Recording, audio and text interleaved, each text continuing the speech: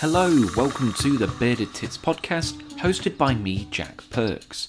Professionally, I'm a wildlife cameraman, but I dabble in podcasting, and each Tuesday we release an episode as I have a chat with scientists, artists, filmmakers, and passionate people all about nature in a light-hearted and certainly not serious way.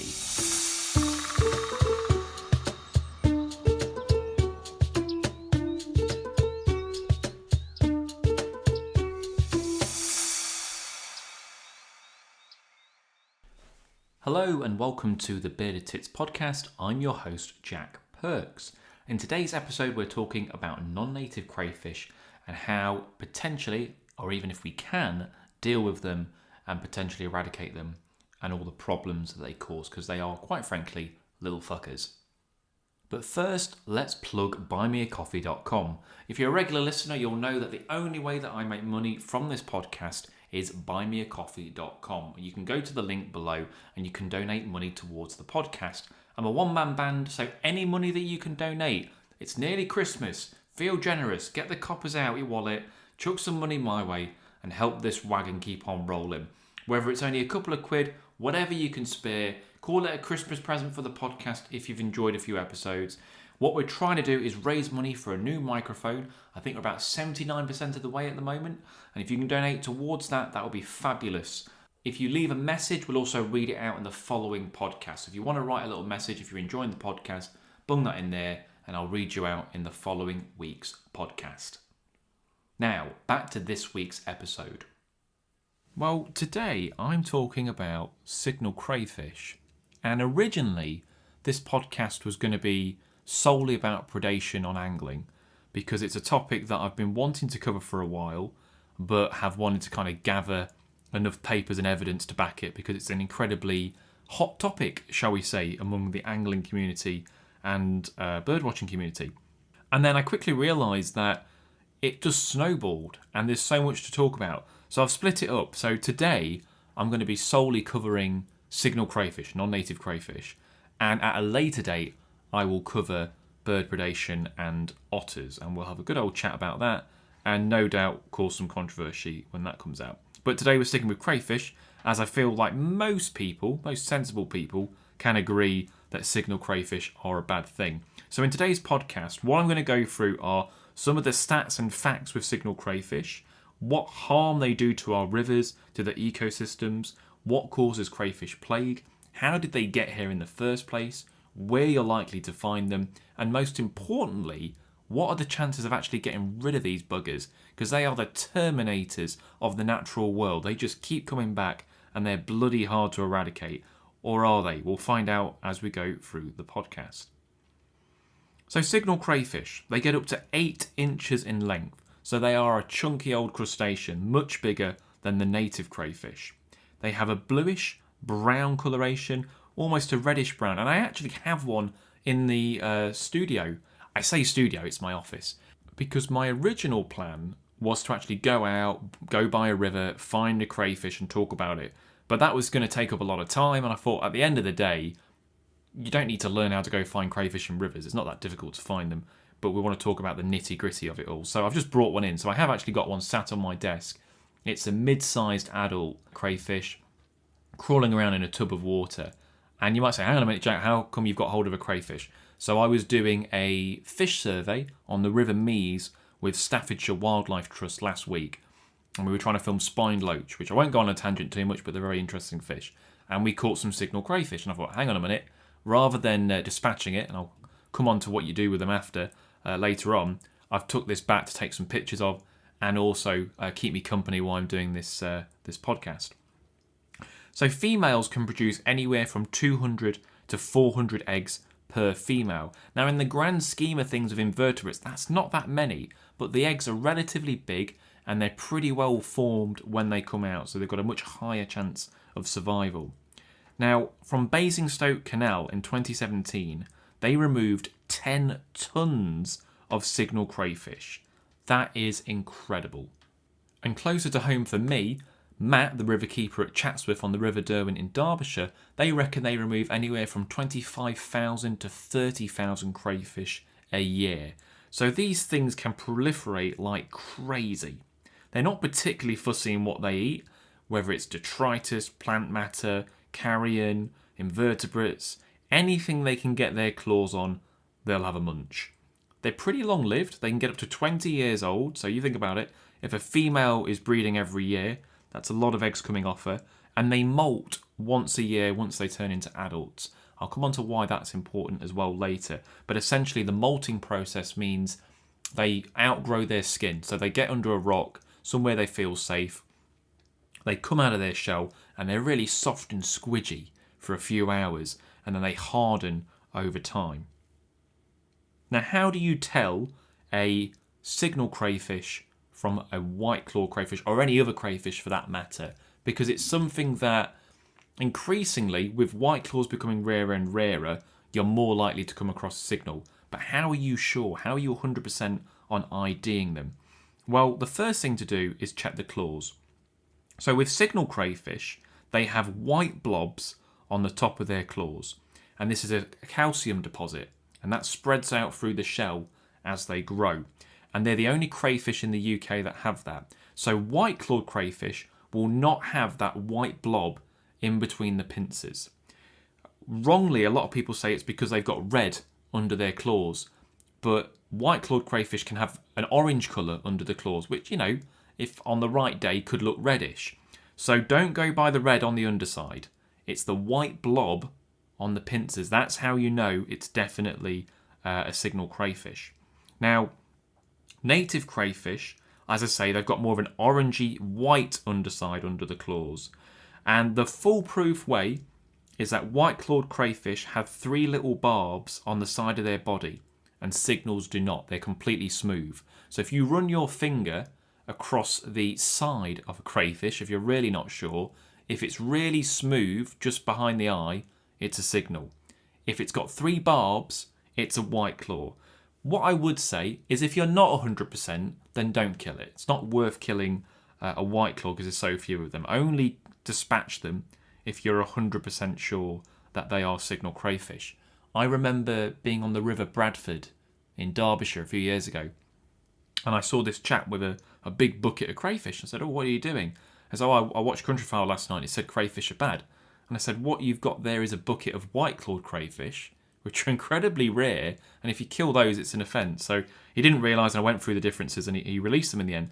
But you can see how the public can very easily get misled with it, because superficially, they are incredibly similar creatures. Now, if you want to sex crayfish, you can sex them. So you've got your crayfish, you turn it on its back, and the male crayfish has 2 L-shaped appendages, and these are sperm transfer organs behind the legs called claspers. The females have a circular sperm receptacle between the bases of the last 2 pairs of walking legs. Now, generally, males have larger claws and a tempered tail as well. So they're fairly easy to dimorphosize, telling which species is which. If it wasn't bad enough that we've got 1 invasive crayfish, the signal, we've actually got 6, which I'll go through now very quickly. Now, by far, signal crayfish are the most widespread invasive crayfish in the UK. You get them all the way up in the Scottish Highlands, all the way down to Cornwall. Most counties in the UK have got them in some shape or form, unfortunately. Here's the other species. We've got the narrow-clawed crayfish, or Turkish crayfish, and you find those predominantly in London and a few sites in the Midlands. There's the spiny-cheeked crayfish. These are in London, and they're also actually at my local nature reserve, Attenborough Nature Reserve. No idea how they got to Attenborough Nature Reserve. There are rumours carp anglers put them in, but I cannot confirm or deny that. There's noble crayfish, and these are found in Gloucester and Somerset. Interestingly, these are actually a European species. They're not an American species, but they're still not native to the UK. And in fact, they don't overly compete with white-clawed crayfish, but they do quite look like a signal, but without the white patch. So superficially, very, very similar to a signal crayfish, but lacking that white patch. There's the virile crayfish, and you find these in London, and red swamp crayfish, which are also in London, Hampstead Heath. There's a video on YouTube, if you're interested, that I did a few years ago going after them, and they are just really weird, funky looking crayfish. This last one, I mean, I've included it. I don't think you'd really see them, but it's called the red claw crayfish. And this is the only crayfish, I believe, that's legal to keep in aquariums in the UK. They don't really survive our winters. So you might find one in the summer, but they would die out in the winter. They're an Australian species. And this is a bonus species I've included, which is mitten crabs. They're the only freshwater crab that we get in the UK. They're non-native. They come from China. Interestingly, where mitten crabs establish, they pretty much wipe out non-native crayfish. Mitten crabs are absolute lunatics. They rip them to pieces. But you're just swapping one problem for another. All the problems that signal crayfish do, mitten crabs also do. So you get rid of the crayfish, but you've just got mitten crabs basically. As a side note, as a side note, there is one population of non-native white-clawed crayfish in the UK, and that is a population of them in the Highlands. Someone on Twitter chucked me this little nugget of information. So, although they are native to England, white-clawed crayfish are not native to Scotland, and there is one population currently in Scottish Highlands. I don't know whereabouts that is. I don't know if it's still going. I don't know what the plans are with them, but there is some there.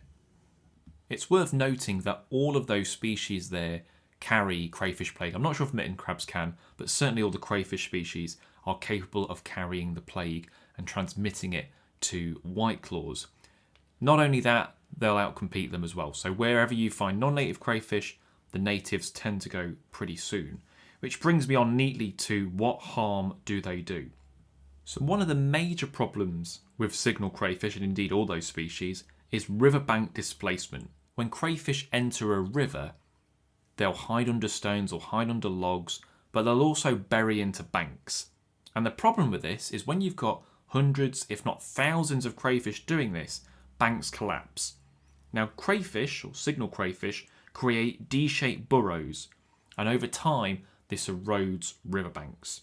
This widens the river, which slows it down and pours more mud and silt into the river. This then makes the river more turbid, which in turn can stop plant life growing. But what it also does is it chokes the gravels. This is very important for fish spawning habitat because it's one of the sort of myths, I suppose, or it's not really a myth, but I can see why people would believe this, but signal crayfish are often blamed for eating fish eggs and indeed eating fish. However, if you've spent time watching signal crayfish, they're slow. They're really, really slow. So how on earth are they going to catch a trout or a little chublet, even small ones?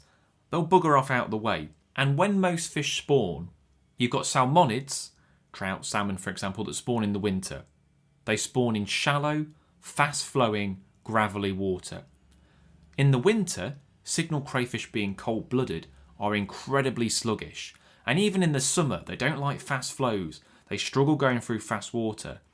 So they're not pilfering salmon reds and trout eggs. And in the summer, when you've got species like roach, perch that spawn in weeds, those eggs are off the bottom. So crayfish aren't really damaging fish eggs directly, not themselves, but what they are doing is they're destroying the habitat in which fish spawn. The turbidity is killing off weeds, which is giving less spawning habitat for those spring spawning cyprinids, and in the winter, because those gravels are choked, the salmon and the trout are far less likely to spawn. There's less spawning habitat. Not to mention chub and barbel, which also spawn in the gravel, but they spawn in it in the summer. So it's not that the crayfish are directly eating the eggs, it's that they're physically destroying the river. The problem with this is it's a slow death. It's a death by 1,000 cuts. Because the big adult fish, obviously that's not going to affect them too much. So they keep going, but there's no recruitment. So those big barbel, those big chub, those big perch get bigger and bigger. And as they get bigger, the crayfish end up on the menu. So they're eating crayfish. But as the river's dying, there's not a lot else in there. It's kind of like putting you in a restaurant and saying, you can only eat mixed grills. That's all you can eat. You're going to put weight on. And it's the same with these fish. But the recruitment is not happening. These younger fish are not coming through. And that's what kills the river off slowly. Not to mention the plethora of other problems that our rivers face. The crayfish certainly don't help in that respect. Canal and River Trust spent £250,000 on dredging works on the Kennet and Avon Canal between Hambridge Road and Bulls Lock. That is a lot of money to spend, particularly for a charity, on few crayfish digging holes in the bank. They do prey on native wildlife, it's just whatever they can catch. Now, I spoke to Stuart Crofts, who is Mr. Riverfly. I'm not sure if that podcast will be out before this or after, but we do talk about crayfish in that one. And he was mentioning that for a lot of the species that can get out of the way, the mayfly larvae, the bullheads, things like that, they just bugger off. They clear away from the crayfish. It's the stuff that can't get away from them, the worms, the snails, the caddisfly larvae. Crayfish definitely have an impact on the riverfly life in that way. But the river flies and fish that they can't directly eat, they're choking through habitat transformation. So they are a massive problem once they get into the rivers in that way. Not to mention the thing that they're perhaps best known for, which is crayfish plague. Now, it's not actually a virus, it's a fungus. And most of the non-native crayfish, it's not fatal. They can carry it, it won't kill them. With the white-clawed crayfish, it's almost 100% lethal. I'm going to talk about some science with that in a second as to why it's not 100%, but it's very, very lethal generally if they get it. Now, in the 1870s, crayfish plague was introduced to the Po Valley in Italy from a ship's ballast tank from North America. The plague then spreads through Europe. In the 1900s, traditionally harvested populations of noble crayfish crash in Sweden. So this was that other European species I was talked about due to crayfish plague. In 1959, they then took signal crayfish from California to Sweden because this historically very valuable resource of crayfish had gone, so they wanted another crayfish to replace that, and that's where the signals come in, as they grow much quicker and get bigger than the native crayfish. In 1976, they were introduced from Sweden to Riversdale Farm in Dorset, and by 1980, at least 250 farms in Britain had received juveniles. So in a very short space of time, they were pretty widespread and almost instantly escaped into the wild. It was not long before they got out. Now, the reason that we imported them in the first place was because in the 1970s, farming was experiencing a mini crisis, and the government was encouraging farmers to diversify and try out new ideas and ways to earn extra cash. And one of these was crayfish farming. Now, the crayfish market then was very lucrative, particularly in Scandinavia, but also huge exports to France and Germany. So MAF, the Ministry of Agriculture, Fisheries and Food, a precursor to the current DEFRA, was encouraging farmers to get these signal crayfish as a way of earning a little bit of extra cash. So like most things in life, you can blame the government for these crayfish. Essentially, it's all their fault that we've got these signal crayfish here. And I actually have a leaflet, the original 1976 leaflet that the government sent out to encourage farmers to have these crayfish. The idea that they had a little farm pond or maybe a little stream on their land, and you can just bung some of these crayfish in and then you can harvest them at your own leisure. What could go wrong? I say sarcastically. Although many of the releases were legal, many of them were also illegal. So some of these crayfish were just dumped into nearby rivers. If the farmer or whoever dumped them didn't have a water body that was their own, they could just dump them in a nearby river and harvest at their own leisure.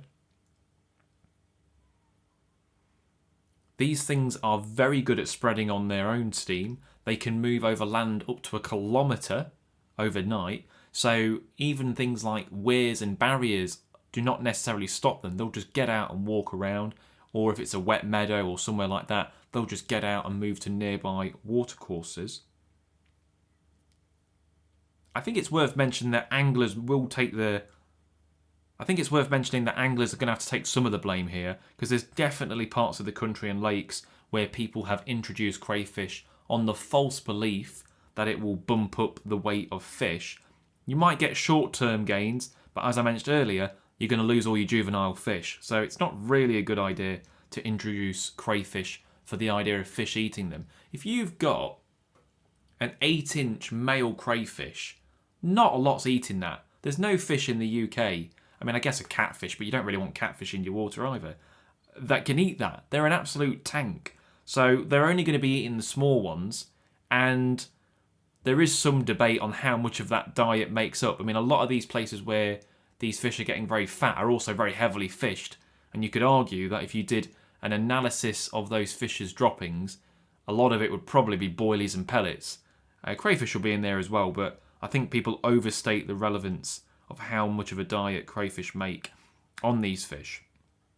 But anglers definitely have spread them around. There are some carp lakes and whatever where crayfish have been introduced, but it's proving that again. I mean, I think I've seen it on forums and stuff, but that's all just online bollocks and chat, isn't it, generally? Now, in terms of habitat, they're not too fussy. They don't particularly like fast-moving rivers. So you find that a lot of spate rivers, they just can't take hold like they do on canals, large lakes, slow-moving rivers. A river that I've visited a lot over the years is the River Teme near Worcester, and it's an amazing river. It's got some real power to it. There's parts of that river that I would not wade in. That's very rare for me, but it's just got too much power. I didn't do it. So I didn't think there were signal crayfish in there. I assumed that it was just too fast for them. And then I found a crayfish pot one day, lifted it out. It was an illegal one, didn't have a number on it, and there was a crayfish in there, but it was in a bit of an eddy. So even in rivers that are really, really powerful, they'll get a bit of a foothold. They'll find those deeper areas, those little eddies, and they'll eke out a living there. They won't necessarily be in high numbers like they would be on the slower moving rivers, but they will kind of niche their way in as and where they can. So the million-dollar question, how do you eradicate signal crayfish? I'm going to go through some of the methods that have been suggested and how successful they've been. Large-scale removals of signal crayfish were trialled in Spain and indeed here in the UK, and the results ended up with a higher biomass of crayfish. So generally speaking, where you trap crayfish, you tend to target the larger ones. You're getting the big crayfish. You're not getting the smaller ones, and in some cases, 90% of the crayfish were left behind. On places where they do trap crayfish, you might notice numbers go down in the short term, but you'd have to keep it up constantly and be relentless with it, and even then, you're never going to get them all. The trouble is, crayfish are self-regulating, so the large male signal crayfish are cannibalistic. They eat smaller ones, and they also hold territories, which means that they're not too concentrated. Now, when you trap, you generally target these large, territorial, cannibalistic males. So by removing one large crayfish, you're allowing, say, a dozen, 20, 30 smaller crayfish to move in. What's going to cause more damage? One large crayfish or a couple dozen smaller crayfish? I don't know. I'll let the scientists work that out, but I would have my money on it that the larger numbers are going to be the problem. So it's well established now in more recent methods that trapping crayfish, although it makes sense on paper, does not actually help and get rid of signal crayfish from rivers for good. There was a big craze in the mid-noughties to kind of eat the crayfish to beat them. Eat to beat, that was the slogan, I couldn't remember it. But again, it just doesn't work. I mean, you can eat signal crayfish, they're very tasty. I have eaten signal crayfish. I've also eaten, I don't know which species it was, I had a zander and crayfish paella in Germany randomly, but it was very nice. I don't know what species of crayfish it was. It wasn't signal, it was one of the other ones, I think. So they do taste good.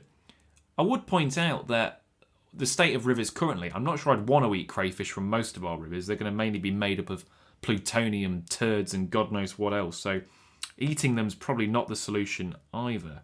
The Environment Agency did a study also, and their conclusion was very similar, that leaving signals to self-regulate through cannibalism was the most effective strategy.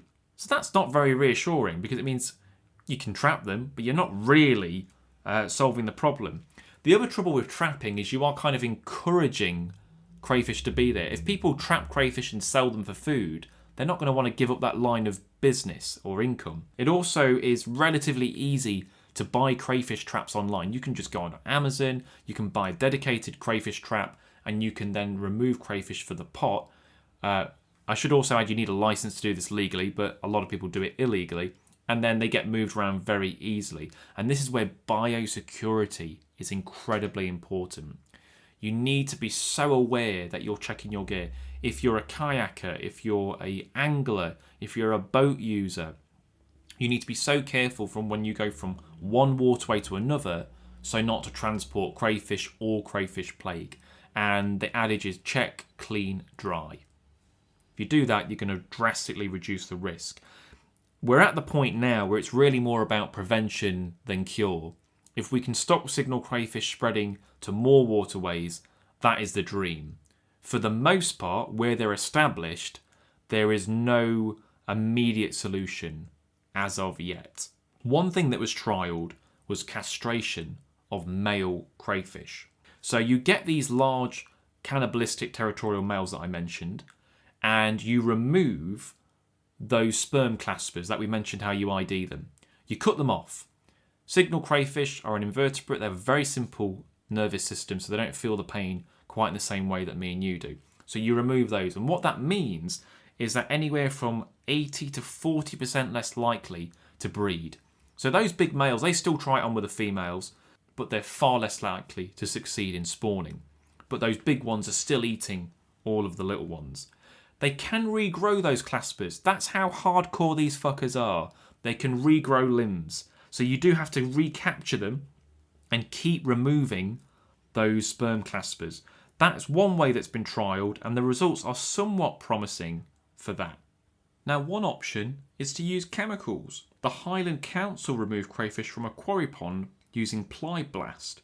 Now, with a biocide treatment, if the area is under 2.5 hectares, or the short length of a watercourse, this can work. E.g., it might be a section of canal or a very short section of stream. This was trialled, and in 13 sites identified, 6 were treated and 3 of them completely got rid of the crayfish. However, this is incredibly size dependent. You can't do this on somewhere, say like Rutland Water, which has signal crayfish. It's too big, it's not going to work there. Or a river like the Trent or the Thames. So on small watercourses, you can use chemicals to remove the signal crayfish. Although this is seen as a rather extreme method, but indeed it is a method that works on smaller waterways. In some cases, draining the river, the pond or the lake have been trialled. But again, how do you be 100% sure that you've got every single crayfish? You literally would have to turn over every single stone. And if you only leave a couple, you're back to square one. So it's an extreme method, but doesn't really secure results. Another one was creating barriers, which in my eyes is a little bit stupid. We've got plenty of barriers on our rivers as it is. Indeed, one of the few upsides of the amount of barriers to migration to fish on rivers is the fact that it does slow down signal crayfish. Doesn't completely stop them, as they can just get up and walk around. But when you've got a large weir, it does stop the signals getting further upstream as quick. It does halt them somewhat. So are there any kind of natural ways to deal with signal crayfish, or indeed is nature finding a way? Well, sort of.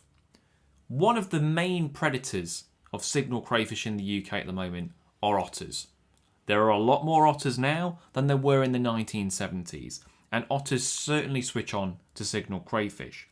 If you have got a river that's got signal crayfish and otters, I guarantee you, if you go and find an otter sprain, there will be crayfish shells in it. If you consider for a moment that you're an otter and you're swimming along the river and you're trying to catch a trout, a beautiful 2-pound brown trout, it's fast, it's quick, it's outpacing you. You've got to expend a lot of energy to try and catch that trout. You then glance to the bottom of the riverbed and you see this big fat fuck off crayfish and you think, I'm having you, you bastard. It's slow moving and it's full of protein. Now when you think, right, what am I going to go catch next? Am I going to try and chase that trout again? Or am I going to find this big bastard's friend and eat a few of them? So otters can get very prey specific. That's not to say that they'll only eat crayfish, but they'll certainly switch on to an available and ready food source. So otters will certainly control larger crayfish. And they're pretty much the only predator in the UK that will regularly and routinely tackle large crayfish. So what about the smaller ones? Well, certainly perch will eat them, chub will eat them, and barbel will eat them.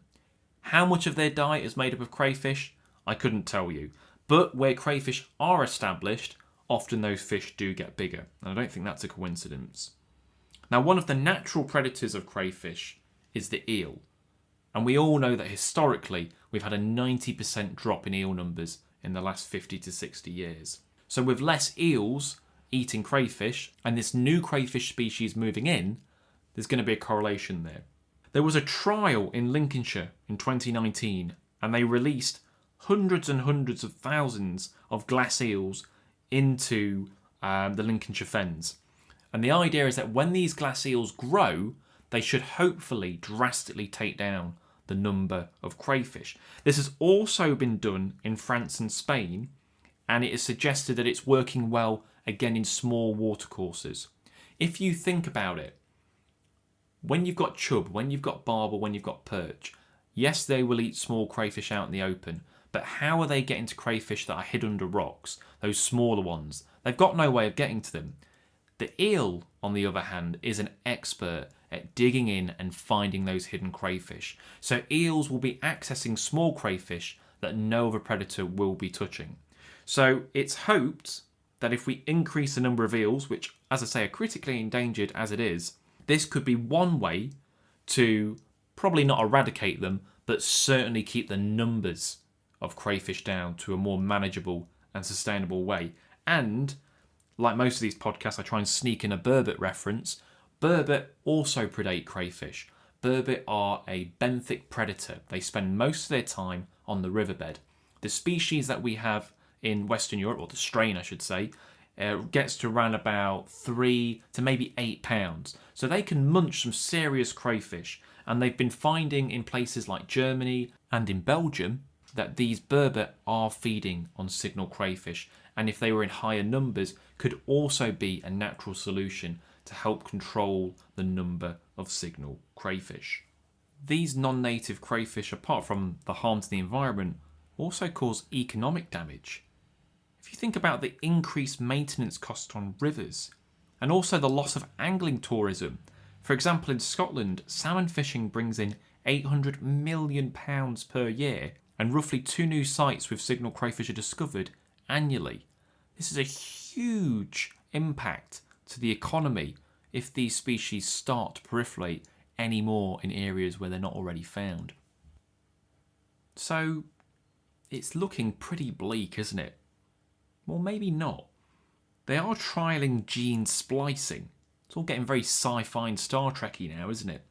But what this basically does is you alter the genes of some of these crayfish and it makes all the offspring female and sterile. So eventually, once you release these into the environment, they breed themselves to extinction. Is that the way to go? I don't know. But it's one possible solution, and they are trialling it with grey squirrels currently. As I mentioned, nature can find a way. On the River Itchen, they have found that there are white-clawed crayfish which are becoming resistant to the crayfish plague, as there are signals up and downstream of them, the University of Southampton have found. This is also the case in a population in Spain, where one population of white-clawed crayfish is now resistant to one strain of crayfish plague. So given time, they can fight back. The question is, do they have enough time to do so? To throw another spanner in the works, I was recently reading Wilding by Isabella Tree. It's a fantastic book, and to quote one of the passages, the American signal crayfish introduced in 1976 is denigrated for outcompeting our native white-clawed crayfish, even though there were already 5 other non-native crayfish in our river systems when it arrived, and our, quotes, native itself was, genetic analysis has now shown, most probably introduced from Europe in the 1500s. So I found that really interesting because I didn't realise that potentially white claws aren't even native to the UK. And if that's true, I did try and look online, I couldn't find any evidence of that quote, but I'm assuming that she's not just pulled that out of thin air. That means that white-clawed crayfish have been in the UK for the same amount of time as carp have, and we don't class carp as a native species. So it's food for thought, isn't it? Maybe in 500 years' time, we'll class signal crayfish as a native. So what do you do if you come across a signal crayfish?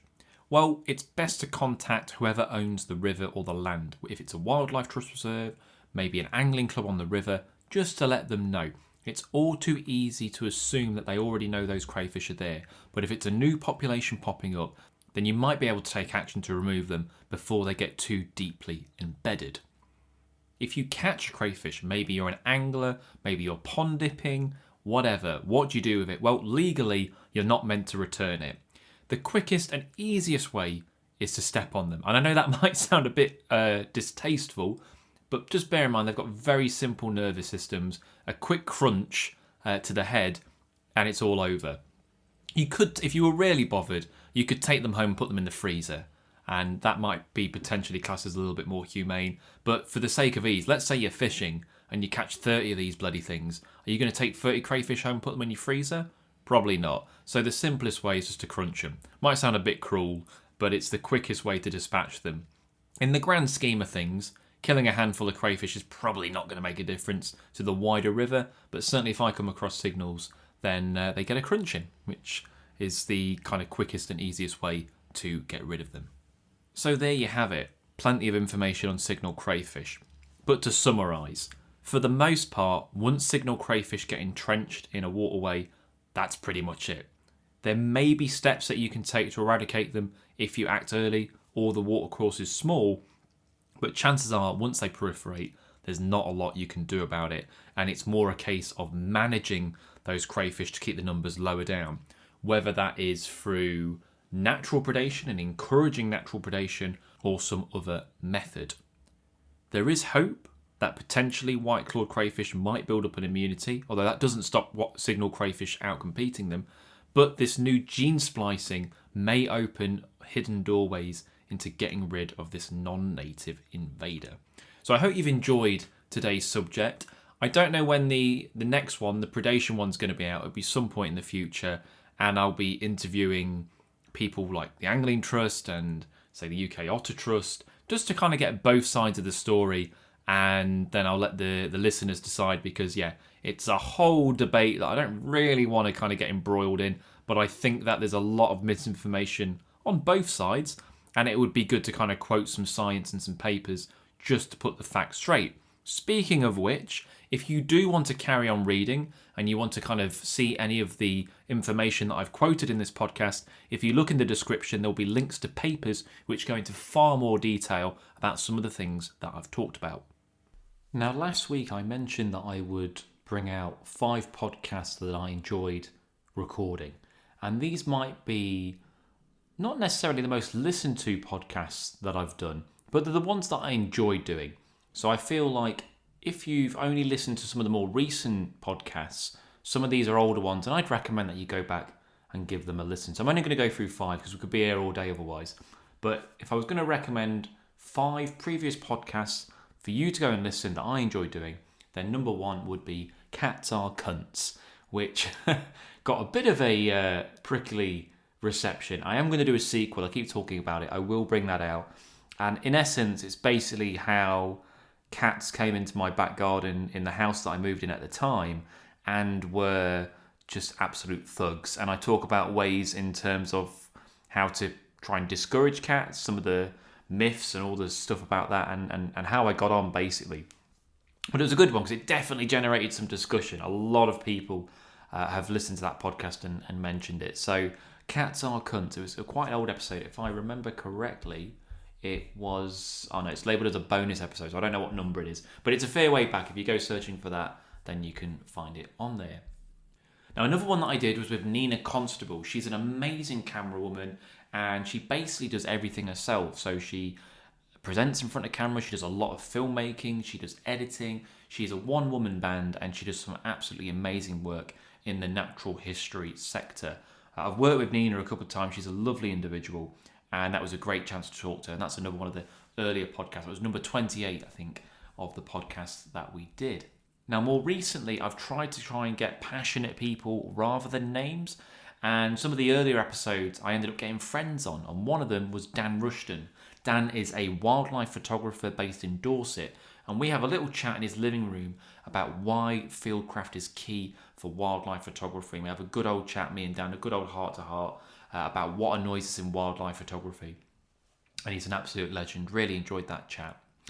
I talked to Sally LePage, who is a well-known science YouTuber. We talk about the world of science YouTube, how to make those videos, but we also talk about diversity in wildlife TV and some of the uncomfortable truths around that. And she even schools me on the podcast saying that I could do better, which is something I'm trying to do better, but maybe could do a little bit more on that front as well.